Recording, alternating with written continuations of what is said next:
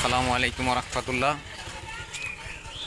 সবাইকে অগ্রিম ঈদের শুভেচ্ছা জানাই। আশা করি সবাই ভালো আছেন।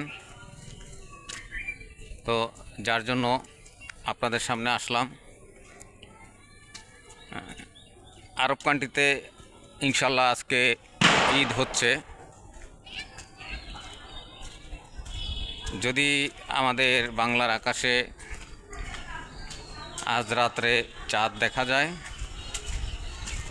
ইনশাল্লাহ আমরাও আগামীকালকে ঈদ পালন করব। তো ঈদের কিছু খুঁটিনাটি বিষয় আছে, যে ঈদের দিন আমরা কি করব,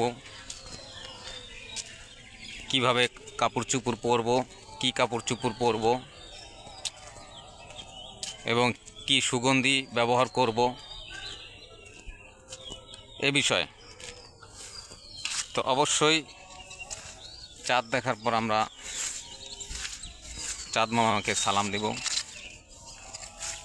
এবং সকালে আমরা ইনশাল্লাহ পরিপূর্ণভাবে গোসল করব। নতুন কাপড় চোপড় তো অবশ্যই পরব। নতুন কাপড় চোপড় পরে সুগন্ধি লাগাইতে কেউ যেন ভুল না করি, অবশ্যই সুগন্ধি লাগাবো।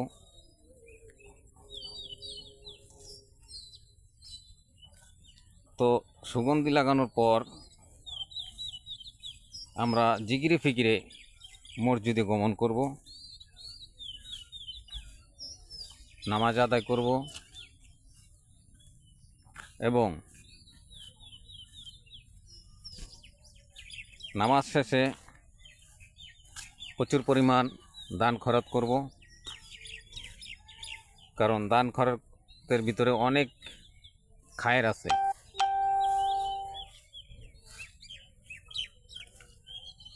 এবং সকালবেলা যার যার আত্মীয় আছে, মা বাবা ছেলে মেয়ে যারই দুনিয়ায় নাই, তো অনুরোধ রইল সবাই কবর জিয়ারত করবেন। কারণ কারো মা নাই, কারো বাবা নাই। সেরকম আমারও পৃথিবীতে আমার বাবা বেঁচে নেই, একমাত্র কন্যা সন্তান ছিল। আল্লাহ রব্বুল আলামিন তাকেও দুনিয়া থেকে নিয়ে গেছে। তো সবাই কবর জিয়ারত করব এবং যত মুমিন মুমিনাত অন্ধকারের সাহিত্য আছে সবার জন্য দোয়া করব এবং সবাই